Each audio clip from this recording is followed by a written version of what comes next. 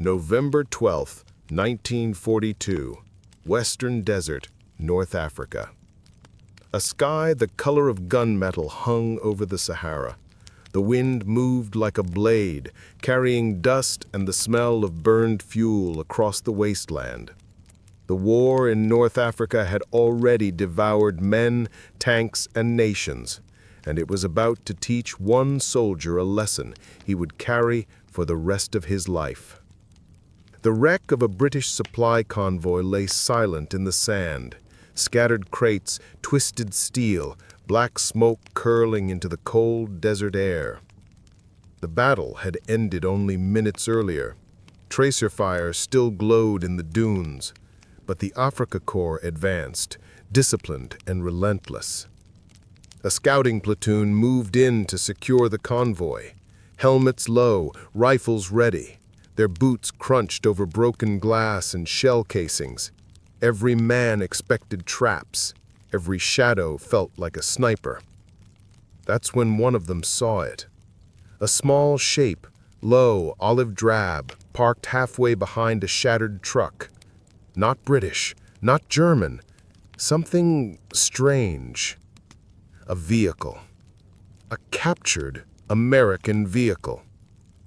One of the soldiers called out, confused, "Was ist das?" They approached cautiously, rifles raised. It sat untouched, engine still warm. The paint was perfectly smooth, the tires thick and deep-tracked for terrain, rugged, compact, efficient. A metal plate on the dashboard read, Willys MB, U.S. Army. They called it a Jeep. The desert fell silent. The German lieutenant stepped forward, boots sinking into sand. His face was calm but curious, the kind of curiosity that comes before a storm. He looked at the mechanics in his unit. "Get our best man." Minutes later, he approached, the man who would become the witness of this story. A hardened Afrika Korps mechanic, a quiet man who had repaired everything from panzer transmissions to half-tracks crippled under artillery fire. He valued one thing above all, German engineering superiority. To him, nothing built by Americans could match German precision. He opened the hood of the Jeep, and in that moment, everything he thought he knew about war, about engineering, about Germany's future, began to crack. Because inside the Jeep, nothing made sense. No complicated layout, no overworked metal, no delicate instruments, no need for specialized tools, no complex firing systems. Everything was simple, brutally simple. The kind of simple that only comes from genius. The wires were color-coded, every component labeled, bolts were standardized, fuel system, basic but unbreakable, air filter, field-ready, spark plugs, accessible in seconds. Everything was designed for a farm boy to fix in a trench under enemy fire. It wasn't just a vehicle. It was a revelation. And as he stared under that hood, surrounded by the emptiness of the Sahara, he realized this machine wasn't built for comfort or elegance or beauty. This machine was built to win wars, and Germany had nothing like it. He didn't say a word, but the wind carried a message across the dunes, a warning from a silent enemy. America wasn't just fighting with soldiers. America was fighting with factories. And for the Afrika Korps, that changed everything.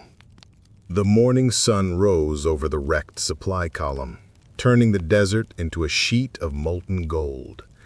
The sand was littered with broken crates, torn canvas, and bullet-riddled fuel drums leaking into the ground like bleeding metal. Crows were already circling overhead. They always came after battle. Feldwebel Karl Weber wiped a line of sweat from his brow. He stood over the captured American Jeep, hands on his hips. He was a battlefield mechanic, attached to 9th Leichte Afrika Division, and he had seen hundreds of vehicles in his life, but never one like this. It looked crude, ugly even. Flat panels, box frame, simple canvas roof. No German engineer would dare make something so plain. But it had survived this ambush. Their own German vehicles hadn't. Behind him, Oberleutnant Franz Richter, their reconnaissance officer, tapped the Jeep's hood impatiently. "Can we use it?" Carl didn't answer immediately. He just stared at the Jeep. Most vehicles he encountered in Africa were stubborn bastards, delicate, over-designed, temperamental in the desert heat. But this thing, this box on wheels, felt different. It still smelled like gasoline and tobacco. It still looked alive. "We'll see," he finally answered. He pulled the hood latch and lifted, and then he froze.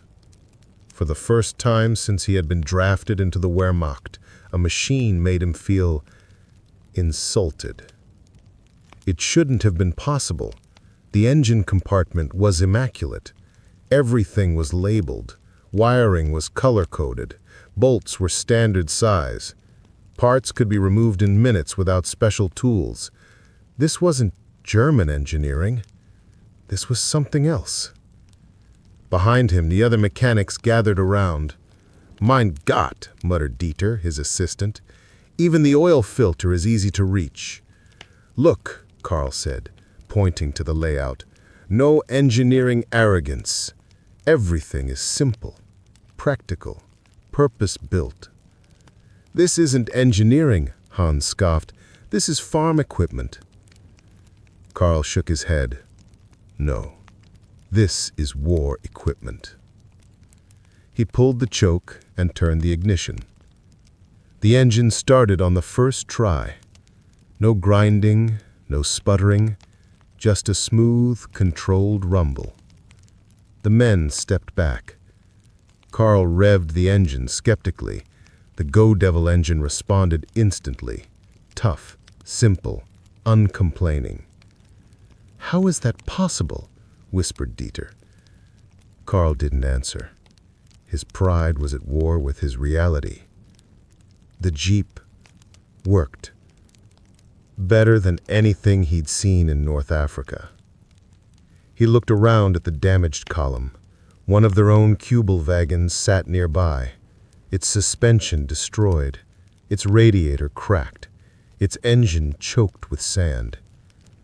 The German vehicle represented precision engineering, but this American Jeep represented something far more dangerous. Industrial ruthlessness. This thing wasn't built for elegance. It was built to be multiplied. "This changes everything," he muttered. "What?" Carl didn't respond. Instead, he reached into the glove box and pulled out a maintenance manual. His blood went cold. The instructions were written so simply that any idiot could service this machine. Hans leaned over his shoulder and laughed bitterly. "They wrote these for peasants." "No," Carl said slowly, eyes narrowing. "They wrote this to win a long war." He stood up straight, feeling something he didn't want to feel. Respect. Far off in the dunes, artillery thundered again. Their war wasn't over, not by a long shot, but something had changed. He could feel it. Back at camp, the captured Jeep became a sensation. Officers argued over who would get to use it. Mechanics from other units came to inspect it, each wearing the same stubborn frown, trying to hate it, failing to. The Afrika Korps prided itself on endurance, discipline, and elite fighting spirit. They drove their vehicles until the suspensions broke and engines died in the sand. But they had always believed German design was the best in the world. Now, staring at the Jeep, Carl knew that was a lie. During field testing, he tried to break it. He overloaded the cargo. It kept moving. He drove it over rocks. It didn't complain. He cut through sand dunes that swallowed the Kübelwagen alive. The Jeep didn't even slow down. After 2 days, Carl sat alone beside the Jeep late at night, turning a wrench slowly in his hands. He looked at the simple stamped steel body. No curves, no elegance, just brutal efficiency. He hated it. He admired it. He feared it. This machine wasn't just a vehicle. It was a warning. If America builds everything like this, we can't win this war. A cold desert wind blew across the camp. He closed his eyes. For the first time since the war began, Carl Weber felt the first seed of doubt. Night fell over the desert like a black curtain, swallowing the wreckage of tanks and burnt supply trucks in silence. The wind had died down, but the smell of diesel, cordite, and scorched metal still hung heavy in the air. The front line had moved on, but the ghosts of battle lingered. Feldwebel Carl Weber crouched beside the captured Jeep inside a dim tent lit by oil lanterns. Maps and scattered tools covered the ground around him. He hadn't slept since they found it. His mechanics had gone back to their bunks, but he remained, obsessed, silent, and grim. He was tearing the machine apart, piece by piece, not to repair it, but to understand it. Normally, when he touched machinery, he felt pride, order, logic. But this Jeep, it felt wrong. It shouldn't work as well as it did. It shouldn't be this easy to strip down, rebuild, and run again. War machines were supposed to be complicated. Maintenance was supposed to take hours. Broken parts were supposed to slow armies down. But this thing, this American bastard machine, was designed to make war faster. Carl ran his hand along the transfer case and four-wheel drive lever. Even that was genius in its simplicity. German Kübelwagens had decent engineering, but no four-wheel drive. They relied on clever differential tricks. This Jeep just brute-forced physics with all four wheels. Crude, savage, effective. He turned, hearing footsteps approach. Oberleutnant Franz Richter entered the tent. "You're still working?" Richter asked. Carl didn't answer. He just kept his eyes on the Jeep's exposed engine. Richter sighed. "You look like you want to strangle it." Carl finally spoke. "It shouldn't exist." Richter frowned. "Meaning?" "It's not engineered like a German vehicle," Carl said. "There was no elegance here. Everything is cheap, rough, mass-produced." "And that bothers you?" Carl looked up, face lit by lantern glow. "It terrifies me." Richter crossed his arms. "The men love it. They're saying if Rommel had 1,000 of these, he'd already be in Cairo." Carl laughed darkly. "Try 10,000, and he might make it to Jerusalem on the way." Richter leaned closer. "You're saying this Jeep is better than our Kübelwagen?" Carl didn't answer. He didn't have to. His silence was enough. Richter exhaled slowly. "Then write me a report." "Oh, there will be a report. But nobody will like it. Make it anyway." Richter turned to leave, but paused in the doorway. "And Carl?" "What?" Richter's face hardened. "Don't let the men see you afraid." Captured truth. The next morning, Carl gathered his mechanics around a table made from ammunition crates. He unrolled a sheet of canvas and placed two objects on it: a Kübelwagen drive shaft and a Jeep drive shaft. "Study them," he said. Hans lifted the German part. Precision machined, perfectly balanced, light. Beautiful engineering. Then he picked up the American drive shaft. It was thicker, rougher, ugly, like it had been hammered together by someone who didn't give a damn how it looked. Dieter laughed. "This looks like blacksmith work." Carl pointed. "Which one do you think survives a landmine blast?" The laughter stopped. He slammed the Jeep part on the table. "This isn't beauty. This is war. This thing isn't made for parades. It's made to be built fast, driven hard, and survive hell." He pulled open a crate and dumped more parts on the table. Jeep axles, air filters, fuel pumps. "All standardized," Carl said. "Interchangeable across every Jeep they make. Do you understand what that means?" Hans frowned. "Factories can replace parts fast?" Carl shook his head. "No, it means they can build an army faster than we can destroy it." Silence. Nobody laughed now. The report Berlin won't want.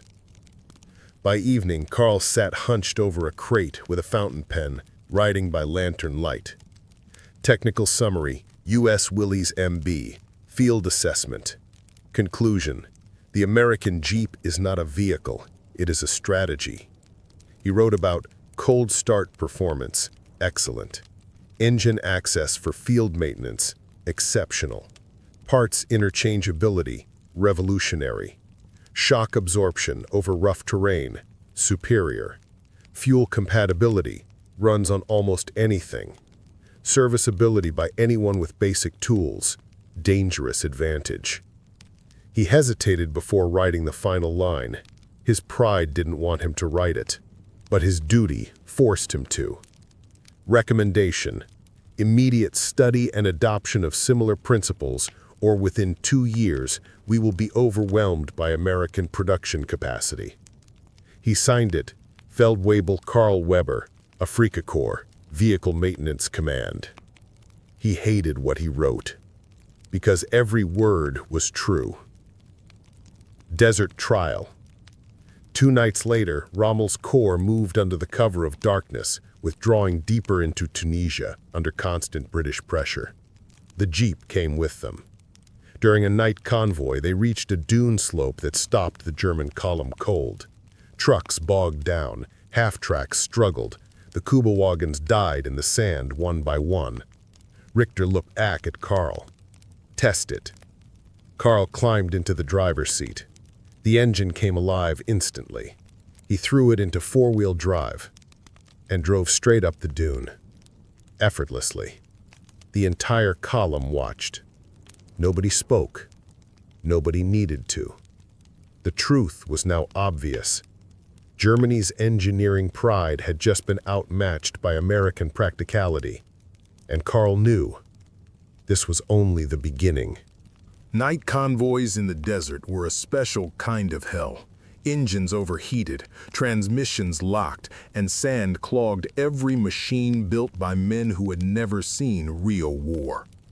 The Afrika Korps had learned a long time ago, the desert doesn't kill you with bullets first.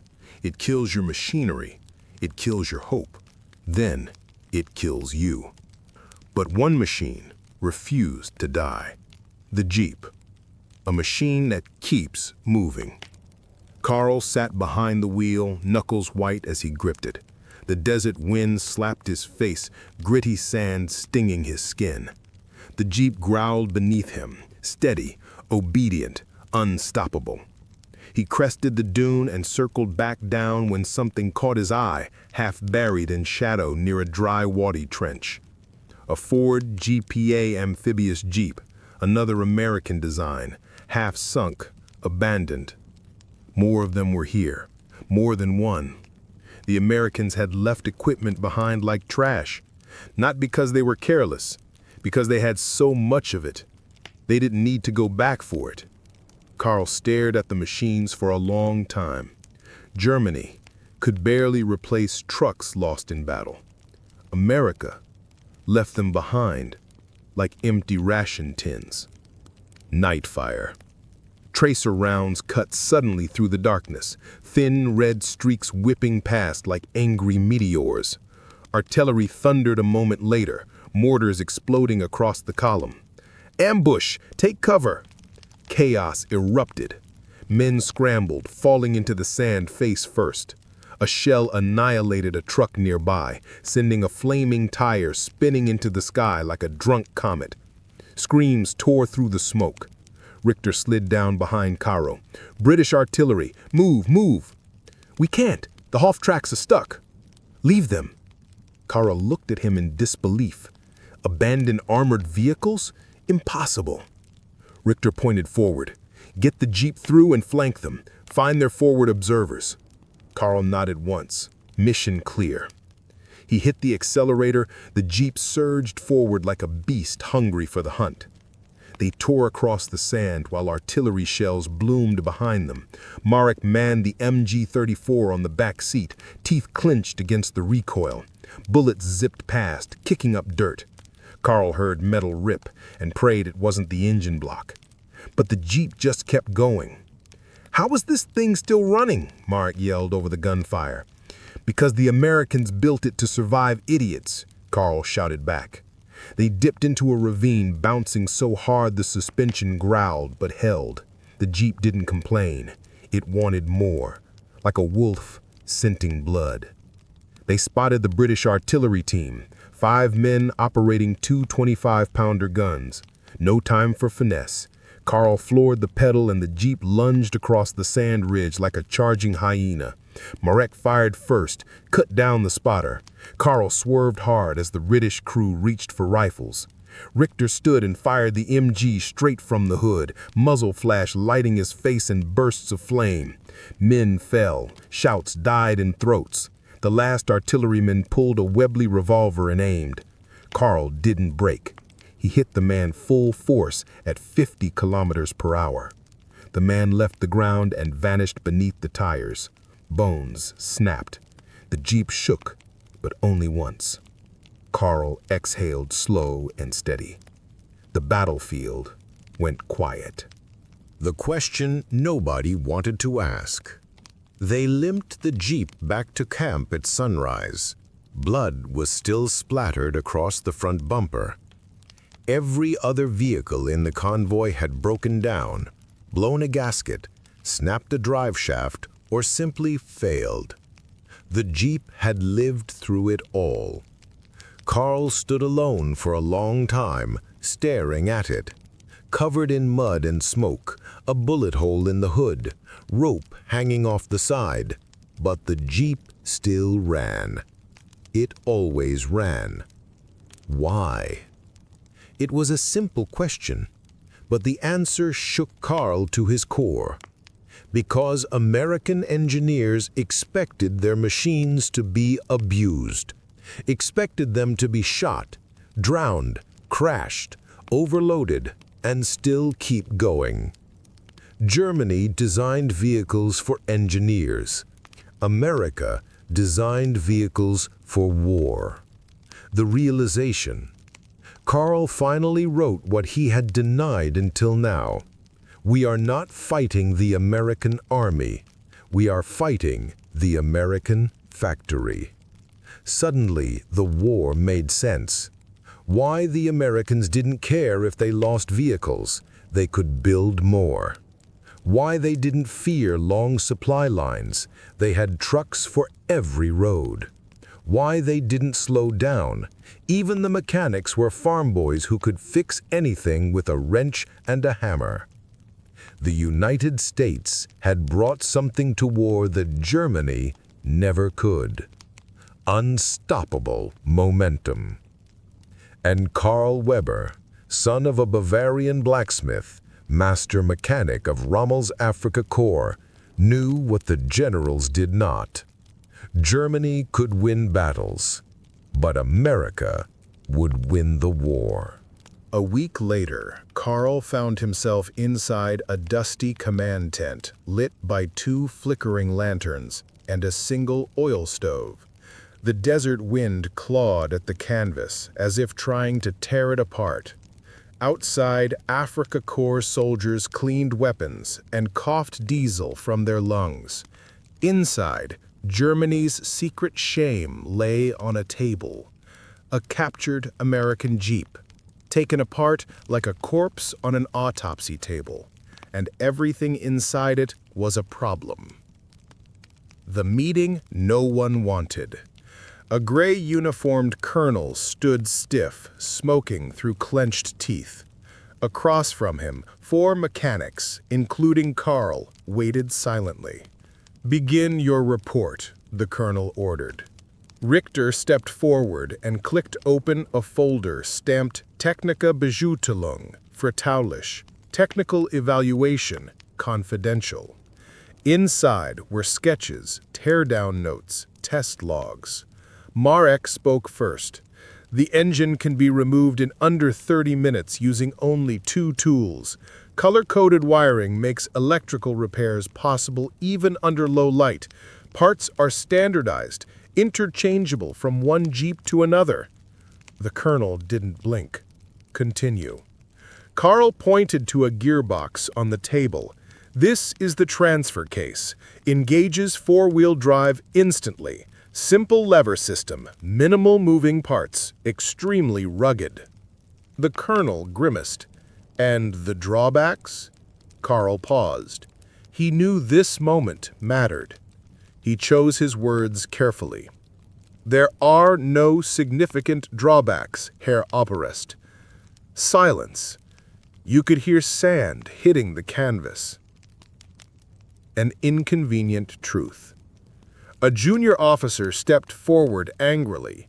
"Impossible! Nothing is perfect." Karl leaned forward. "Perfection is not the point. The Americans engineered for battlefield conditions, not comfort, not engineering pride, function." He pointed to the Kübelwagen engine on display next to the Jeep engine. The comparison was humiliating. "Our vehicle is elegant, precise," Karl said. "Theirs," he held up a Jeep carburetor, "works every time." The colonel stared at him. "Your conclusion?" Karl exhaled slowly. "The Jeep is the most effective light war vehicle in existence." A long, heavy pause.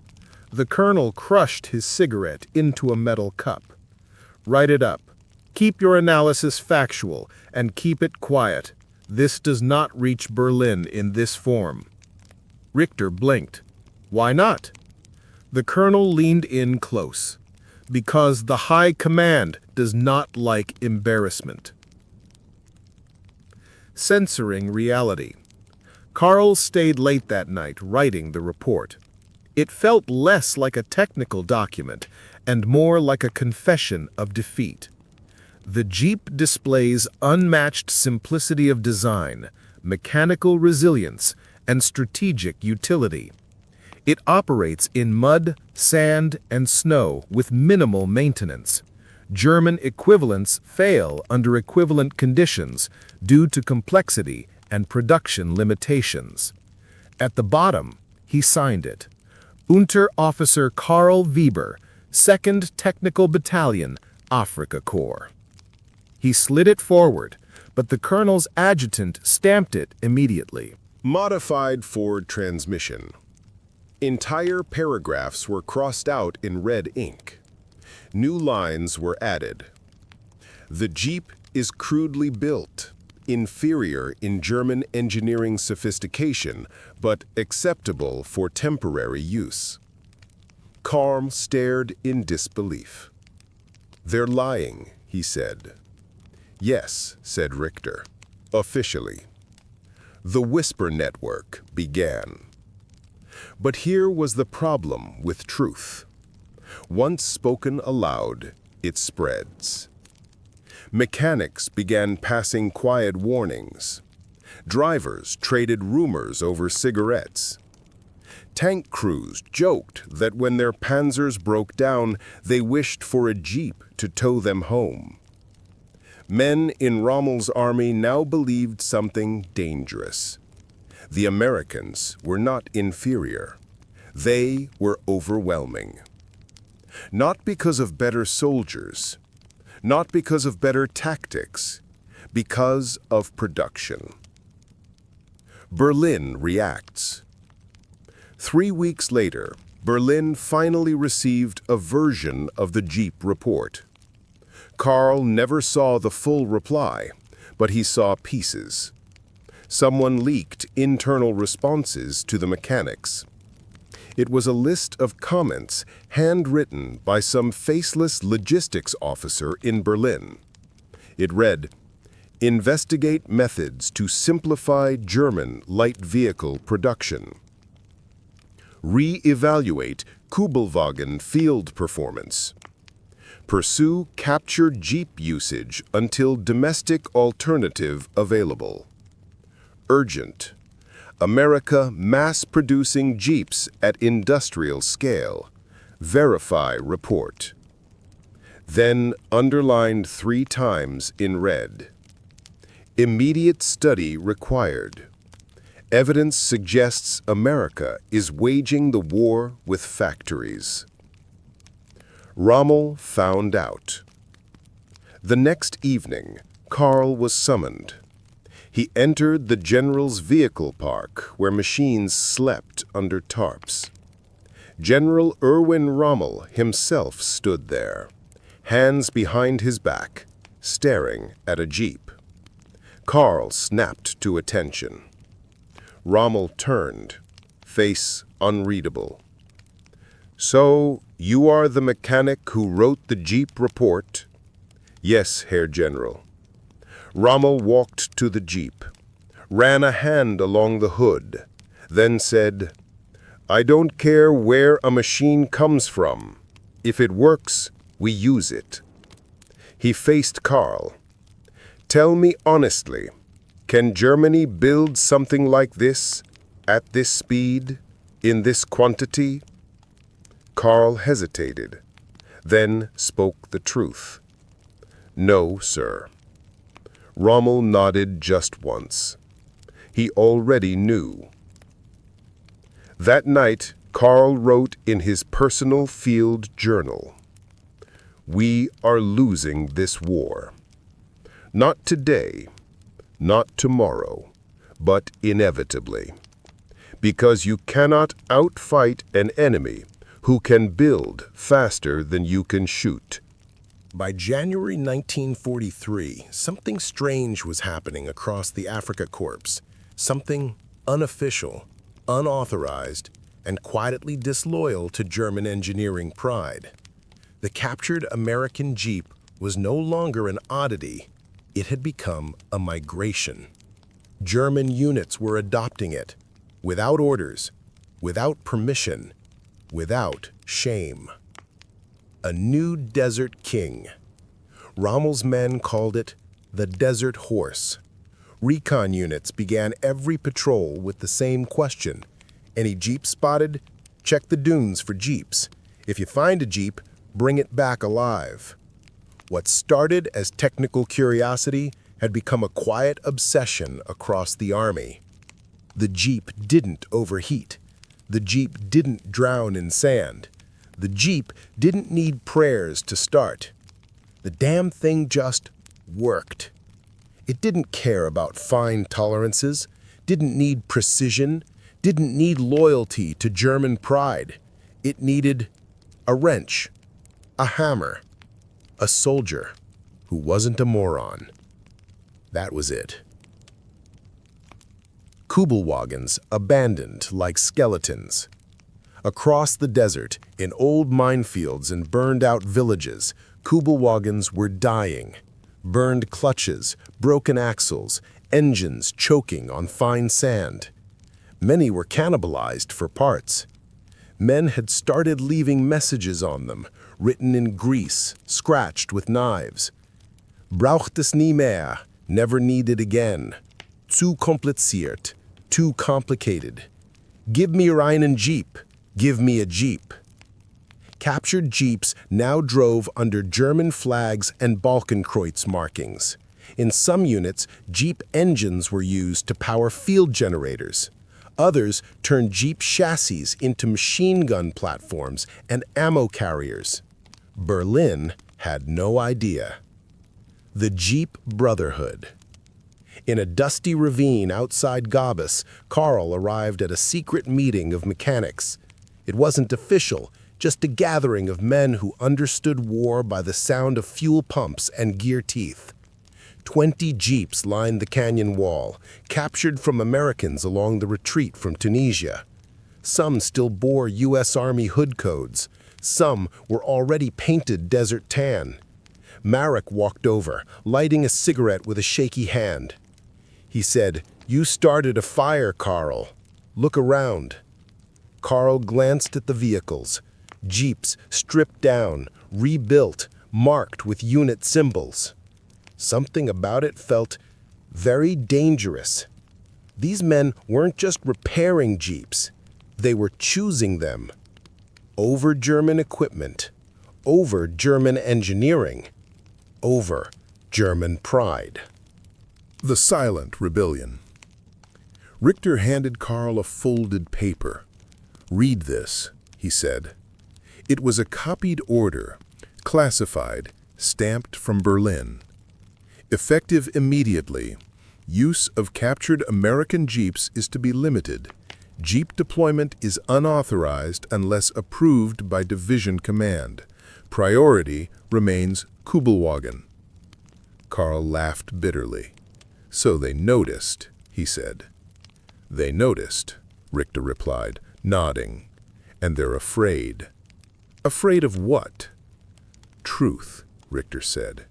"They built a war machine with brilliant tanks and elegant vehicles. But this Jeep, this ugly little box, exposes the weakness behind everything." Carl looked around. The mechanics were rebuilding engines under lantern light, welding, hammering, sharing cigarettes, working in silence. It looked more like a revolution than a repair depot. The Jeep that saved a life. A young corporal limped over, desert dust on his face. He said, "I heard you're the man who understands these things," pointing at a Jeep. "I owe this machine my life." Carl glanced at his bandaged leg.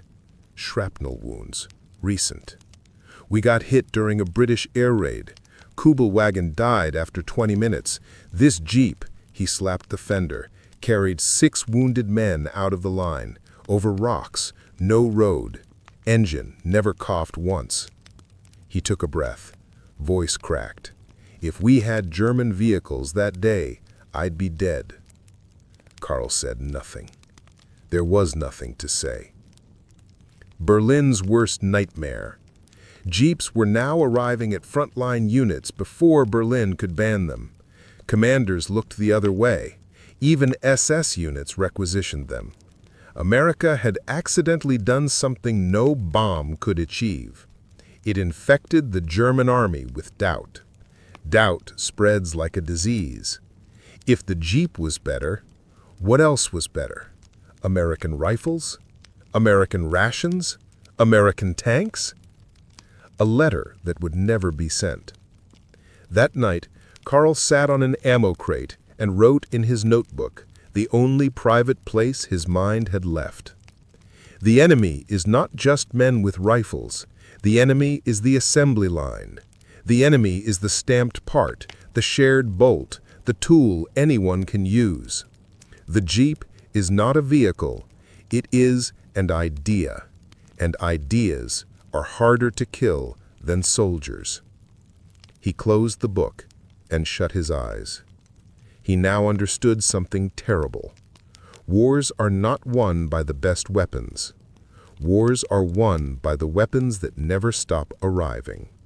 The desert does not lie. It does not care about propaganda or medals or superior engineering. Out here, machines live or die by function. No speeches, no excuses, only survival. The duel in the sand. It happened 3 days after the secret Jeep mechanic gathering, during a routine supply escort near the Mareth line. Carl rode in the back of a German Kübelwagen, the proud little workhorse of the Wehrmacht, while a recently captured American Jeep followed behind, driven by Marek. The 2 vehicles moved side by side through an endless sea of sand. Forward units needed fuel, water, and parts badly. Fuel drums rattled in the Kübelwagen trailer. The sun boiled the horizon. Even the sky looked exhausted. A corporal riding shotgun muttered, "If we get ambushed, those Tommies will toast us before we even shift gears." Carl tapped the metal dash. "This one will hold." But he didn't believe it. The sand was getting deeper, soft, powder-like, the kind that swallows vehicles whole. And then it happened. The Kübelwagen slowed, tires spun, the engine screamed, then stopped, buried to the axle. Failure in real time. "Scheiße!" the driver shouted. They jumped out.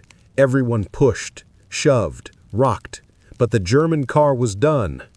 The engine coughed, gasped, then died like a drowning man. Carl stared at it bitterly.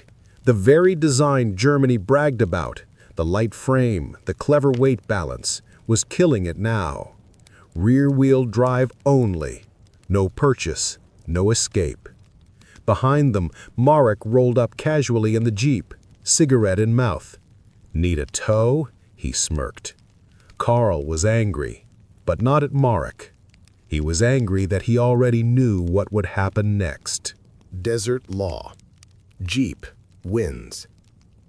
Marek didn't even downshift harshly. He just pulled a lever. One motion. Clunk. The Jeep went into four-wheel drive. The engine growled low, confident, patient. The Jeep did not spin. It did not scream. It crawled. Slow, relentless. Like a wolf tracking prey. Tires gripped the sand with lazy strength, pulling not only itself forward, but dragging the Kübelwagen with it like a child's toy. The men stared. No one spoke, because everyone knew what this meant. This wasn't an opinion anymore. This wasn't theory. This was proof. Men choose what works. Later, around a small desert fire, the soldiers shared water and tins of sardines looted from British supplies. One of the infantrymen from the convoy looked at Carl and asked, "Why don't we build vehicles like that?" Carl answered honestly, "Because we build to impress engineers.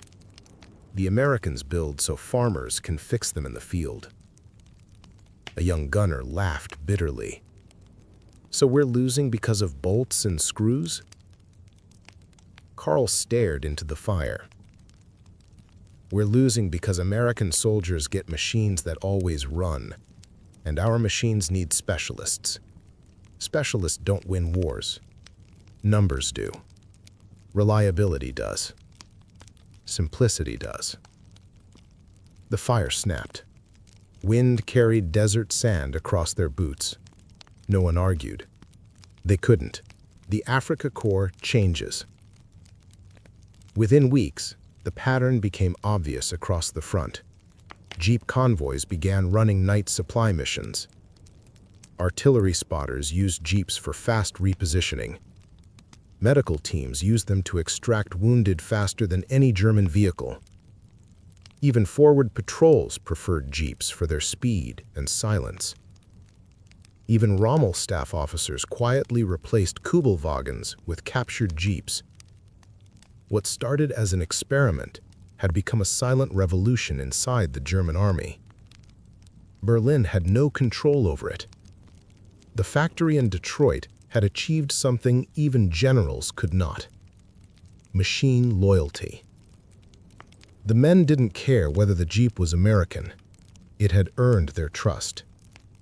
Out here, nothing mattered except survival. The British see it too. One day, Carl's convoy passed a burned-out battlefield. Dozens of British and German bodies lay frozen in last moments of terror. Shells, black smoke, rotting fuel. The smell of sand mixed with engine oil. But near the wreckage, two British mechanics had written something on charcoal on the side of a shredded Jeep hood. "Runs better than we do." Carl stared at it. Death all around, And still, the Jeep was there. Still running. Not a vehicle, a strategy. That night, Karl wrote again in his notebook. This machine is not the reason Germany will lose the war. It is the evidence of why we will lose the war. It tells the truth. America has prepared for industrial war, a war Germany cannot win. He closed the book and leaned back. Tomorrow, there would be more fighting, more ambushes, more convoys, more dead. But also, more Jeeps, more conversions. More men who would finally understand. Wars are not won by weapons. They are won by production. War doesn't send warnings. It just breaks things until truth is undeniable. By early 1943, the truth was this. Germany was no longer fighting Britain, no longer fighting Russia, no longer fighting America. Germany was fighting Ford, General Motors, Chrysler, Willys, American machine shops, Iowa farm factories, Detroit steel lines. Germany was at war with an economy, not an army. And economies don't surrender. The report that shook headquarters. The captured Jeep report traveled silently through military channels, like a bullet wrapped in paper. It passed through logistics officers, engineering sections, armored units, and supply divisions. And finally, it reached Berlin. Not the propaganda office, not the public. No, the good part of Berlin. The room with the maps, the men who didn't sleep, the ones who dealt with reality, supply officers, quartermasters, industrial planners. They read every Jeep report coming from Africa and Russia, and they panicked quietly. They had seen this before in history. Too little, too late. By the time Germany realized they needed simple industrial-strength vehicles, their factories were being bombed, their railways were destroyed, their fuel supply was dry, their manpower was bleeding out. And America? Still building, still shipping, still rolling forward. Every day Jeeps arrived in North Africa. Every day tanks came. Every day trucks came. Every day supplies poured in. Desert, ocean, air, Europe. It didn't matter. The factory never slept. Karl received his own version of the report. He read it in silence, then folded it carefully. He finally understood why his army could win battles, but lose the war. His chief of staff asked, "What should we do?" Rommel replied, "Continue fighting." "But how do we win?" the officer asked. Rommel looked out across the endless sand. "We don't." That night, a lone crate arrived in Karl's workshop, stamped with black requisition symbols. He opened it expecting Kübelwagen parts. Inside, American Jeep parts. Oil filters, bolts, spark plugs, suspension components. He held a metal crate label in disbelief. It was marked Priority, Field Operational, Do Not Delay. Sent from German High Command. It was happening. Germany had not only accepted the Jeep, Germany was now supplying Jeep parts to its own army. A foreign machine, now part of the Reich's war effort. This was beyond defeat. This was surrender. Karl wrote in his notebook, "We used to mock this vehicle. Now it keeps us alive. Truth always wins in the end, but sometimes it arrives too late to save you." Pride doesn't die in a single moment. It erodes slowly under pressure. defeat, and necessity. And in 1943, in the deserts of North Africa, German military pride finally collapsed. The proof? Officers, men who once laughed at the Jeep, were now begging for one. The order that changed everything. A sandstorm raged when a convoy from the 10th Panzer Division rolled into Karl's desert workshop, half the vehicles broken, radiators boiling dry, wheels locked with sand-clogged brakes. Out stepped Hauptmann Franz Bayer, a hard-faced officer who had once told Karl to keep American trash off the battlefield. Now he looked different, older, exhausted, defeated. He said, "Unteroffizier Weber," not shouting, but requesting, which was rare for an officer. "I need vehicles that can move in deep sand. We're transferring artillery positions overnight." Karl pointed at the broken Kübelwagens. "They won't make it," he said. Bayer didn't argue. He just asked, "Do you have any Jeeps?" There it was. No more denial, no arrogance, just desperation. Karl nodded. 3 operational, 2 more if we swap axles tonight. Bayer took a long breath. "We'll take all 5. Karl frowned. Regulations forbid frontline Jeep deployment without division authorization. Bayer looked him dead in the eyes.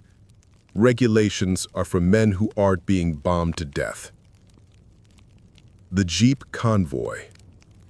The next morning, Karl drove one of the Jeeps himself across the open dunes with Bayer's forward artillery section. The 5 Jeeps weaved through sandhills like wolves on the hunt, fluid, fast, unstoppable. No wheels bogged down, no engines overheated, no men had to get out and push. Behind them, 2 Kübelwagens tried to follow and immediately sank. Within minutes, they were nothing but distant specks, abandoned in the desert like metal tombstones. Death from above. Hours into the journey, they heard the metallic shriek, an engine closing fast. A Hawker Hurricane swooped over the dunes, guns blazing. "Air attack! Move!" Bayer yelled. The Jeep spread apart instantly, small, agile, impossible to track in formation. The Kübelwagens would have been trapped in a column and shredded by machine gun fire, but the Jeeps darted between dunes like desert ghosts. Karl swerved hard as bullets ripped the sand around him. A spray of metal clipped the fender but didn't stop the engine. The Hurricane circled again for another pass. "Disperse! Into the rocks!" Karl shouted.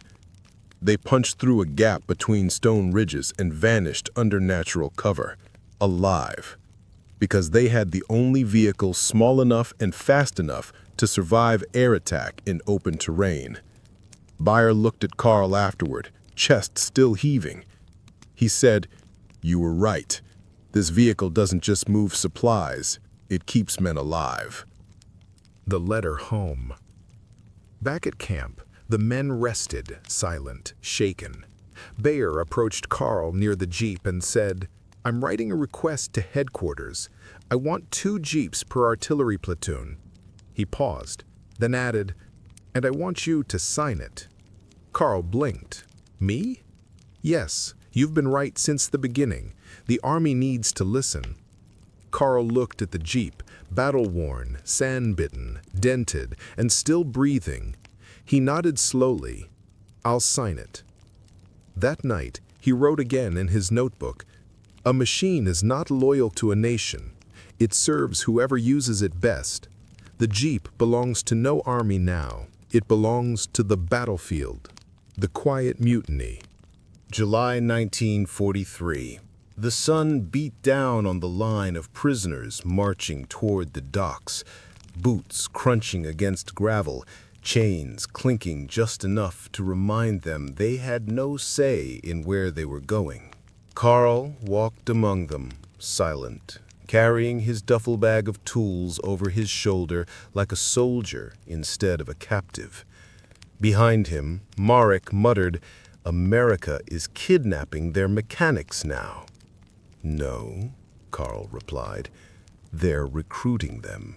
Up ahead, ships waited. Massive gray troop carriers stretching endlessly along the harbor. Painted on each hull, U.S. Army transport. Thousands of German POWs moved step by step up wooden loading ramps, guarded by Americans who weren't cruel, just efficient. They didn't scream, they didn't beat anyone. They moved men like cargo, with logistics. This isn't a prison move, Carl realized. It's a relocation of labor. The crossing, the Atlantic, was a heaving steel graveyard.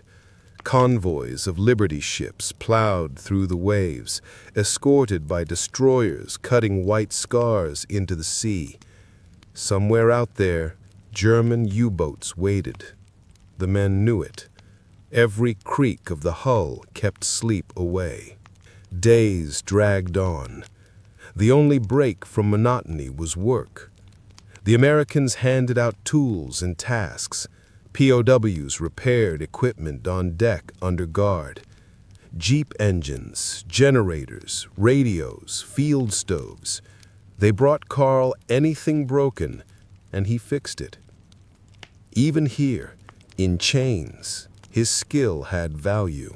One evening, a U.S. Navy officer leaned over the railing and watched him work. "You people build things too damn pretty," the officer said, lighting a cigarette.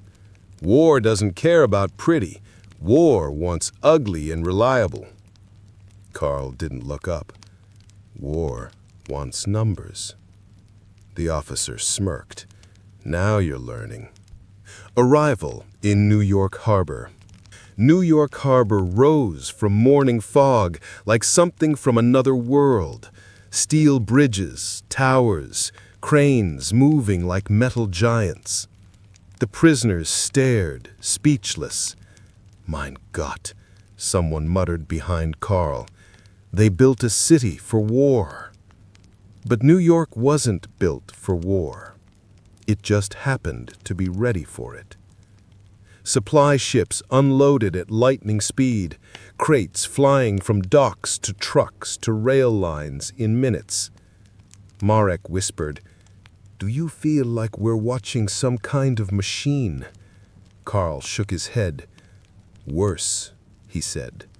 "We're inside it." Camp Hearne, Texas. The factory of prisoners. The train ride took 6 days. Past factories as big as towns, past highways filled with trucks, past farms with machines instead of horses. America was not exhausted by the war. It was accelerating. Camp Hearne sat in the flat heat of Texas like a fenced-in village. Guard towers watched every corner, but something felt different here. There were workshops, motor sheds, storage depots. This was not a labor camp, it was an industrial camp. As Carl and Marek were processed, a sergeant handed them both forms. Occupation: Meister Mechaniker, vehicle maintenance, blacksmith, heavy metal work. Loudspeaker crackled above. "All skilled labor report to motor pool, area 6, after processing." Marek frowned. "Motor pool? Already?" Carl shrugged. "You wanted to see America. Now you'll see how it fights." Inside the motor pool, rows of Jeeps, hundreds, some stripped, some disassembled, some nearly new, others wrecked from Tunisia and Al Alamein. A sign hung over the workshop entrance. Productivity is patriotism. Inside, Germans and Americans worked side by side. No yelling, no barking, just machines, tools, and purpose. Commanding the floor was a big Texan with a crooked nose and sleeves rolled past scarred elbows. "Name's Chief Mason. I don't care where you're from. If you turn a wrench, you follow my rules." He pointed at a line of Jeeps. "Every one of these goes back to war. Fixed, tested, field ready. I don't want excuses. I want output." He tossed a set of blueprints at Carl. "You're German? Good. And I expect you to be precise. But forget fancy. You're an American now. Here, results beat perfection. Carl opened the blueprint and froze. It wasn't German. It wasn't even military layout. It was simple. Color code for wiring, component cross-reference lists, exploded diagrams, maintenance designed for clarity. He exhaled slowly.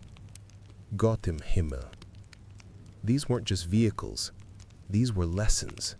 And America was teaching him one wrench at a time. That night in the barracks, Carl wrote in his notebook again. Germany built warriors. America built workers. And in total war, the worker commands the battlefield. He looked through the barracks window. Beyond the fence, he could see endless rows of jeeps waiting to be reborn. It hit him then.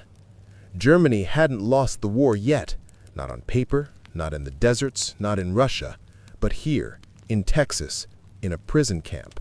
Germany was already losing. Because this was how America fought. Not with soldiers, with systems. Final section, brutal World War II ending.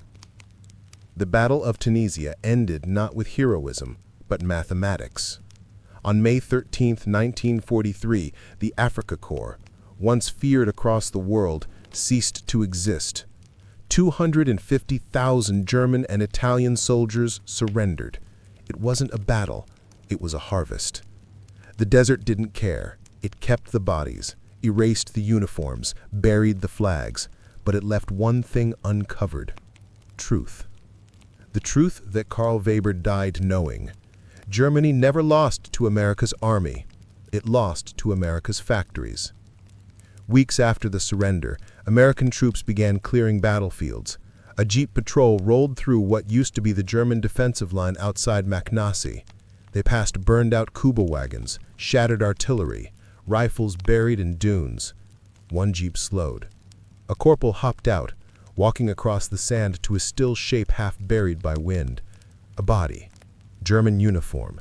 Hands still clenched around a rifle, frozen in the last moment of resistance. Next to him in the sand were Jeep tire tracks.